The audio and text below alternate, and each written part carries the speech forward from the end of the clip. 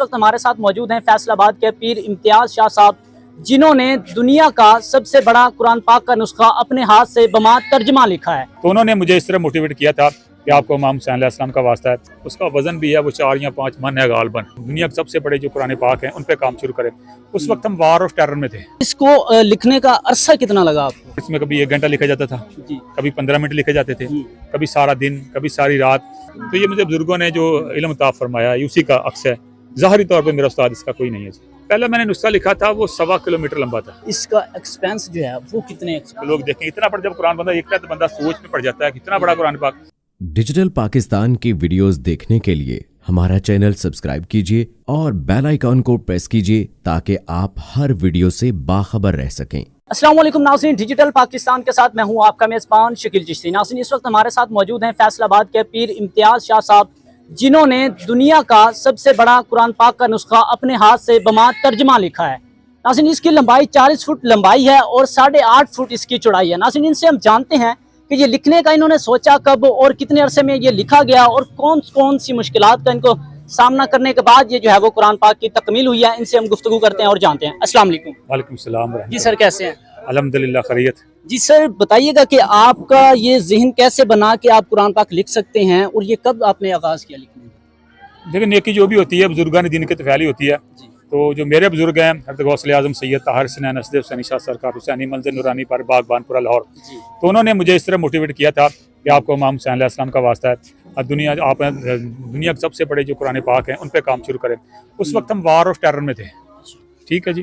तो जैसे इमाम हुसैन अलैहिस्सलाम के मुकाबले में भी मुसलमान ही आए थे बने हुए, जैसे हमारे भी थे, तो फिर उनको उसी के डिगर में जवाब देना चाहिए।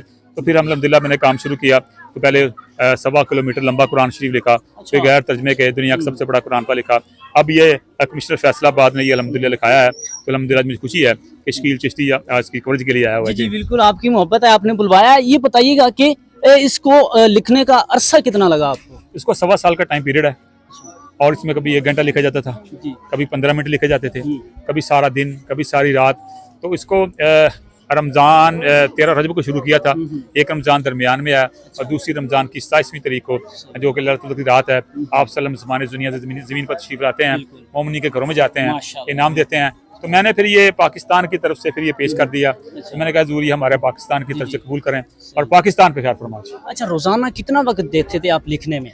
कभी तो शकीली आजी चिश्ती आजी पे एक आयत लिखी जाती थी, कभी एक दिन में मतलब मैं लिख के थक जाता था।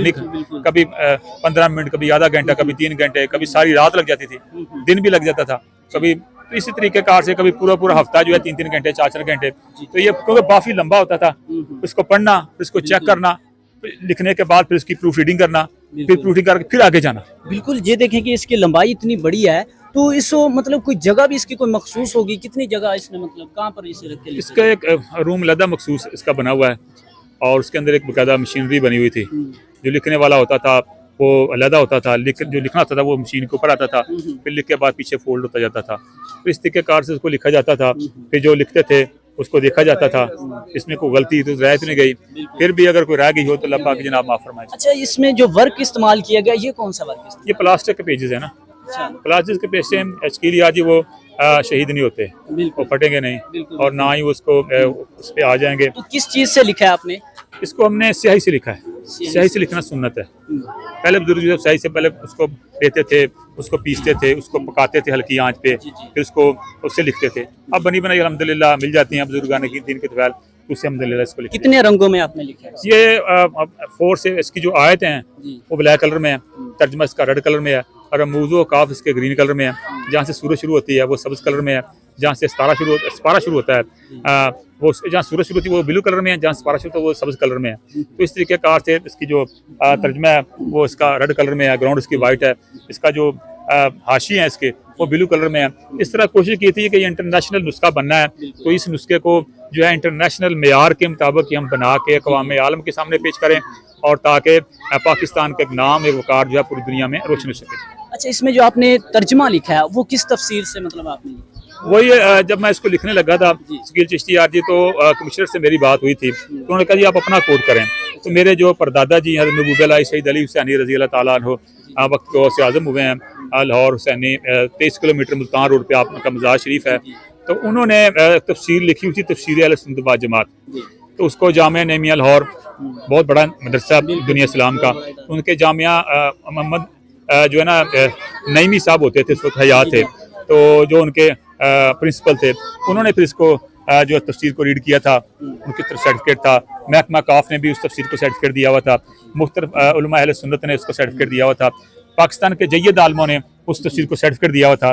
तो फिर उसी को जो तर्जमा मैंने कोट कर दिया ताकि कोई कमी बेशी ना हो जाए। अपने पास से तर्जमा मैंने नहीं लिखा। अच्छा, कितने नुस्खे आप लिख चुके हैं अब तक?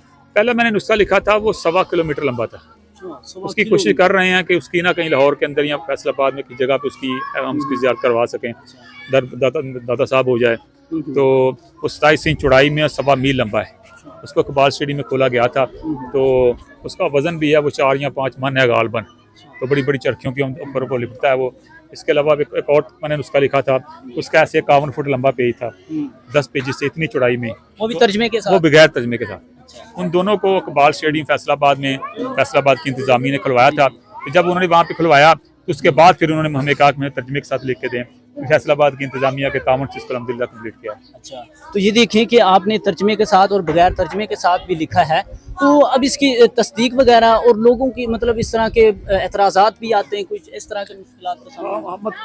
हर तरह के लोग होते हैं जी दुनिया के अंदर, तो इसमें बड़ी मोहब्बत करने वाले भी लोग हैं। आप देखें, आप लाहौर से चल के आ गए, रात अभी इधर रहे हैं, कवरेज के लिए आए हैं, तो ये आपकी कुरान से मोहब्बत है, तो आप नहीं जब देंगे देंगे। तो अगर आपको 1 लाख कमेंट्स अच्छा मिलता है, तो अगर आपको 200 कमेंट बुरे मिलते हैं, तो 200 को आपको गोली मार देनी चाहिए, बाकी रख लेने चाहिए।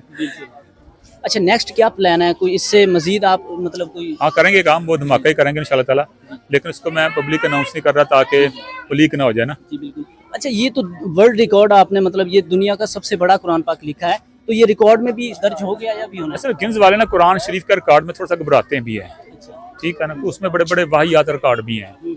गिन्स के अंदर ना हर तरह के रिकॉर्ड्स हैं, इस्लामी भी हैं, गैर इस्लामी भी हैं, तो सोचते भी हैं कि वहाँ तो करवाना भी चाहिए, नहीं करवाना चाहिए। बहरहाल गिन्स वालों को करवाना तो है, तो उनका फिर ना बजट बहुत ज़्यादा है, उनकी होटलिंग, उनकी ट्रैवलिंग, उनकी फ़ीस वो डॉलरों में है, वो सारी की सारी। तो मेरा ये ना कि अभी CM से वगैरह से बात होती है, तो इंशाल्लाह ताला फिर या किसी सेक्रेटरी लेवल का बंदा जो है वो ये काम कर सकता है। तो उनसे मीटिंग होगी, फिर उनको कहेंगे बुलवाएं, तो बुलवाएंगे, तो फिर उनको सामने उसके रखेंगे। इसका एक्सपेंस जो है वो कितने एक्सपेंस? लाखों में है जी।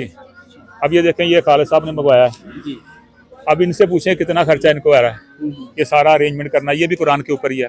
आप चल के आए हैं, आपके खराजात हुए हैं, दोस्त बाकी मीडिया वाले इनके खराजात हैं, ये नशर करेंगे, तो ये इसका रोज खर्चा बढ़ता जाता है। लेकिन ये तबलीग हुसैनी हो जाती है, तो लोग देखें इतना बड़ा जब कुरान बंदा देखता है तो बंदा सोच में पड़ जाता है कितना बड़ा कुरान पाक, तो फिर उसकी वो मोहब्बत दीन के साथ बहुत बढ़ जाती है। पहरा देने वाली औलिया अल्लाह की ज़ात होती है पीछे, तो इंशाल्लाह ताला सारे का सारा काम हो जाता है। अच्छा, तो मुझे ये बताइएगा, जब आपने ये लिखा और लिखने के बाद आपके क्या जज्बात थे? ये 27वीं को इसको वाइंड अप किया था, तो 27वीं रात में आप मौला जनाब ने दुनिया से ज़मीन तशरीफ़ लाते हैं, हर वक्त होते हैं, फिर मोमिनों के घरों में जाते हैं, मसाजिद में जाते हैं, फिर नेकी के हिसाब से अजर मिलता है। तो मैंने इसका टारगेट किया हुआ था कि इसको मैंने 27वीं में क्लोज़ करना है, तो फिर मैंने पहले बहुत ज़्यादा लिखता रहा, 27वीं में आके फिर काम जो कम हो गया, फिर मैंने इसको कंप्लीट किया। कंप्लीट करने के बाद फिर मैं थोड़ा ज़िक्र लाई करने के बाद फिर मैंने इसको जो मेरे बुजुर्गान दिन मुझे वज़ाइफ बताए वो पढ़ने के बाद फिर मैंने आका मौला सल्लम को पेश किया कि या रसूलल्लाह, ये हम गरीब मुल्क है हमारा और इसके हालात भी बड़े मंदे हैं, तो ये हमारी तरफ से कबूल करके हमें तरक्की याफ्ता कौम में कन्वर्ट कर दें, और तो इंशाल्लाह ताला उम्मीद है कि आका मौला की जनाब करम फरमा देंगे। अच्छा, इसे लिखने में आपने प्रॉपर किसी से सीखा या फिर खुद से ही मतलब आगाज़ किया? ये असल में ना ये होता है कि इल्म 2 तरह के होते हैं ना, एक ज़ाहरी इल्म होते हैं जो कि उस्ताद के पास जाना पड़ता है, एक इल्म लुदनी होता है ना, वो बेहतर तरीक़े से मिलता है। तो ये मुझे बुजुर्गों ने जो इल्म अता फरमाया उसी का अक्स है, ज़ाहरी तौर पे मेरा उस्ताद इसका कोई नहीं है। अल्हम्दुलिल्लाह अल मुस्तफ़ा फाउंडेशन के ज़ेर इंतज़ाम हम रमज़ानुल मुबारक में हर साल मोहब्बत कुरान मुहिम का आगाज़ करते थे, तो उसमें मुख्तलिफ़ कुरान मजीद हम अहबाब मोहब्बत को तकसीम किया करते थे। तो इस दफ़ा हमें ये शर्फ हासिल है कि हमारे फैसलाबाद की शान, हमारे फैसलाबाद की आन, हमारा फैसलाबाद का ये फ़ख्र है पीर सैयद इम्तियाज़ हैदर साहब कि उन्होंने जो दुनिया का सबसे बड़ा कुरान मजीद तहरीर किया है, तो हम उसकी यहाँ पर ज़ियारत करवा रहे हैं। तो हमारी इंशाल्लाह प्रोग्राम ये है कि इंशाल्लाह फैसलाबाद के मुख्तलिफ एरियो में, ख़ास तौर पर गरीब इलाकों में, जहाँ पर आवाम को इंशाल्लाह इसकी ज़ियारत करवाई जाएगी।